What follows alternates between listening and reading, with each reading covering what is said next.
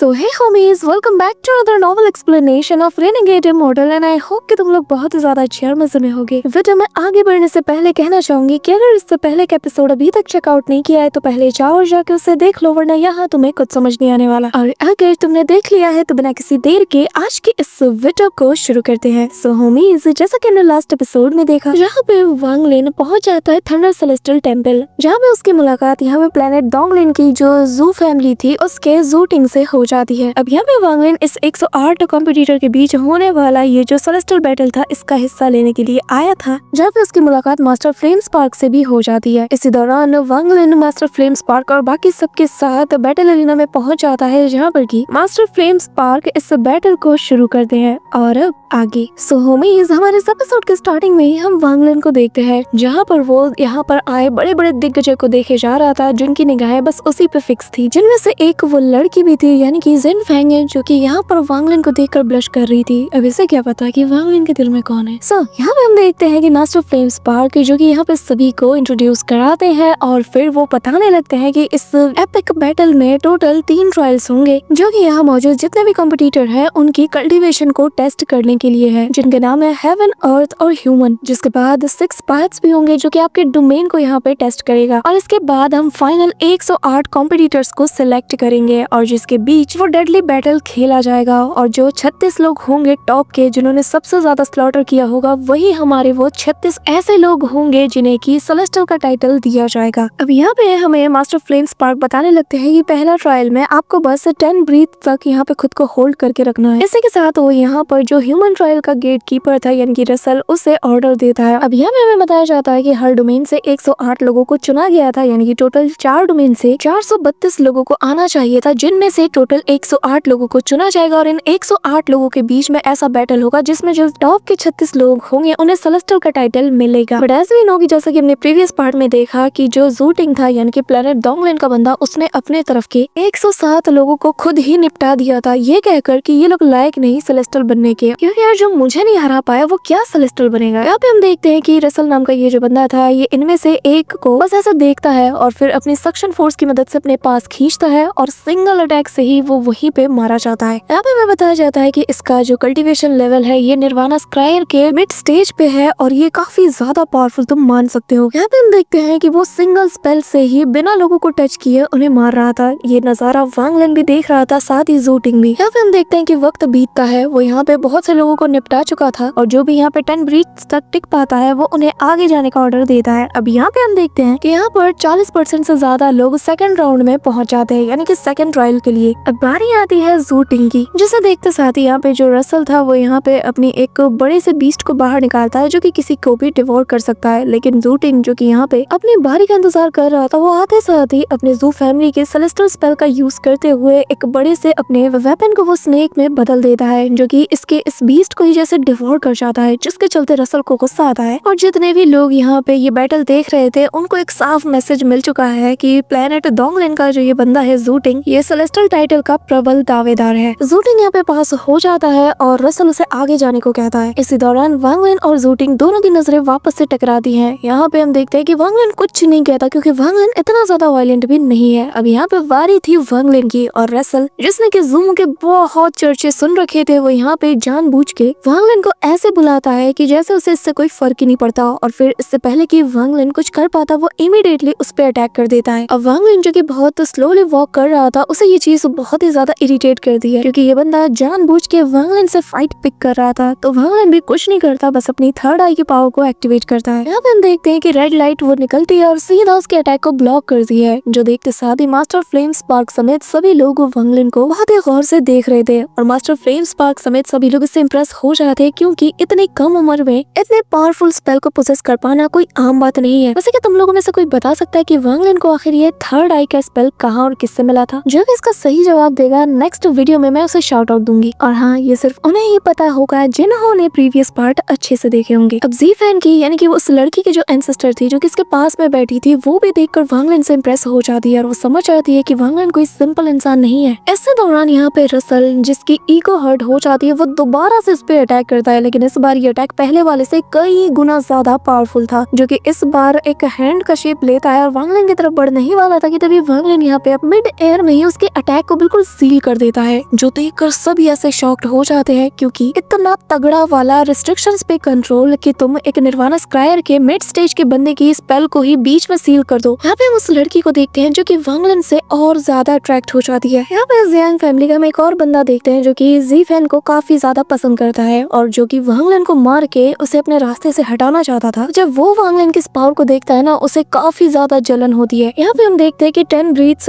कब के हो चुके थे, लेकिन इस रसल को तो ईगो पे लग जाती है, तो वो यहाँ पर मल्टीपल अटैक्स को प्रिपेयर करता है और इस बार वो टोटल 3 अटैक्स को वांग लिन की तरफ बढ़ाता है, जिनके हाथों में गोल्डन स्वॉर्ड्स भी मौजूद थी। यहाँ हम देखते हैं कि ये जो गोल्डन कलर के फिगर अपीयर हुए थे, ये वांग लिन पर एक साथ अटैक को जाते हैं, लेकिन वांग लिन रिस्ट्रिक्शंस का यूज करके सबसे पहले एक को वो यहाँ पे होल्ड करता है और फिर वांग लिन यहाँ पे वही अपना बीस्ट बोन स्कल को यूज करता है और तीसरे पे वो हेवनली चॉप का यूज करता है। अब यहाँ पे वांग लिन ने तीनों फिगर को यहाँ पे पूरी तरीके से रोक लिया था, जो देखकर सभी इंप्रेस हो जाते हैं और सभी की सांसें ना ऐसे बिल्कुल अटकी हुई थी और सभी को इस बैटल में बहुत मजा आ रहा था। यहाँ पे हम देखते हैं कि वांग लिन सभी को सील कर देता है, यानी कि उनको रोक लेता है, तो उसे लग रहा था कि अब वो आसानी से आगे चला जाएगा, लेकिन यहाँ इस बंदे ने वांग लिन को 10 ब्रीथ से भी ज्यादा टाइम के लिए आजमाया, जिससे वांग लिन समझ जाता है कि ये मुझे जाने तो नहीं देगा आसानी से। वांग लिन अपने 2 फिंगर अटैक को सीधा इसकी तरफ बढ़ा देता है। यहाँ पे हम देखते हैं कि वांग लिन का ये अटैक इतना ज्यादा टेरिफाइंग लग रहा था कि ये जो रसल था, जो कि खुद पे काफी ज्यादा प्राउड करता है, यानी कि प्राउड नेचर वाला है, उसे लग रहा था कि एक निर्वाणा स्क्रायर के अर्ली स्टेज का बंदा क्या ही कर सकता है। लेकिन जब वो वांग लिन के फिंगर अटैक को देखता है जो कितना फास्ट उसकी तरफ आ रहा था, तो अब इसे भी ना चाहते हुए हलचल करनी पड़ती है, क्योंकि वो फिंगर अटैक सीधा इसकी तरफ बढ़ रहा था कि तभी वो यहाँ पे अपने फिंगर से उसके अटैक को ब्लॉक करने की कोशिश करता है, लेकिन जो इम्पैक्ट उसे फील हो रहा था ना, उसे यहाँ पे अपना सेलेस्टियल स्टैम्प बाहर निकालना पड़ता है ताकि वो वांग लिन के फिंगर अटैक को उससे ब्लॉक कर सके। वो ब्लॉक भी कर लेता है, लेकिन वो इम्पैक्ट जो वांग लिन के फिंगर अटैक से निकला था, उसके चलते इसकी ओरिजिन सोल जो है वो बॉडी से बाहर आ चुकी थी ऑलमोस्ट 2-3 सेकंड के लिए। वापस से एंटर कर जाता है, लेकिन इसकी ईगो इतनी हर्ट होती है कि इमीडिएटली वांग लिन के मुंह पे कहता है कि तुम क्वालिफाइड नहीं हो। मतलब कि एक निर्वाणा स्क्रायर का मिड स्टेज का बंदा एक निर्वाणा स्क्रायर के अर्ली स्टेज के बंदे से हार गया, उसे ये चीज बर्दाश्त ही नहीं होती और वो मुंह पे उसके कह देता है। लेकिन वांग लिन उसकी तरफ बहुत किलिंग इंटेंट के साथ देख रहा था कि क्या कहा। यहाँ पे जो रसल है वो वांग लिन पे ध्यान नहीं देता, वो बस यहाँ के माहौल को नॉर्मल करना चाहता था, तो इमीडिएटली दूसरे कंपेटिटर की तरफ इशारा करता है, जैसे कि वांग लिन एग्जिस्ट ही नहीं करता। और वांग लिन को डिस्क्वालीफाई करने का मकसद यही था कि उसे अपनी बेइज्जती का बदला लेना है। उसे अच्छे से पता है कि वो एक थंडर सेलेस्टियल टेंपल का मेंबर है, तो कोई क्या ही उसके अगेंस्ट बोलेगा अनलेस उसकी कोई खास पहुंच हो। लेकिन वांग लिन को यहाँ पे किसी चीज की परवाह नहीं थी, क्योंकि वांग लिन कभी भी नाइंसाफी को तो बर्दाश्त करता ही नहीं। अब यहाँ पे जो दूसरा कॉम्पिटिटर था वो रसल के इशारे से बैटल अरीना में आने लगता है, लेकिन वांग लिन को घंटा किसी से फर्क नहीं पड़ता। वांग लिन अपनी फुल पावर की ऑरा को रिलीज करता है, फुल किलिंग इंटेंट के साथ रसल की तरफ देखता है। यहाँ पे वांग लिन अपना पहला कदम आगे बढ़ाता है, वहाँ का स्पेस जैसे क्रैक करने लगता है फुल किलिंग इंटेंट के साथ, और वांग लिन उसी की तरफ धीरे धीरे बढ़ रहा था और उसकी आंखें ऐसे ग्लो कर रही थी मानो जैसे कि पूरी की पूरी थंडर उसकी आंखों में ही समा चुकी है। और वो रसल की तरफ देखते हुए कहता है कि तुमने अभी क्या कहा कि मैं क्वालिफाइड नहीं हूँ। अब तक मैं तुम्हें बर्दाश्त करते हुए आ रहा था, तुम जो मर्जी कर रहे थे मैं बस उसका जवाब दे रहा था, लेकिन तुमने अपनी हद पार कर दी है। वांग लिन को यहाँ पे इतना गुस्सा आ रहा था कि उसे समझ आ चुका था कि चाहे जो हो जाए, इससे इंसल्ट का बदला तो मैं इससे लेके रहूंगा, ज्यादा से ज्यादा ये मेरा क्या ही उखाड़ लेगा।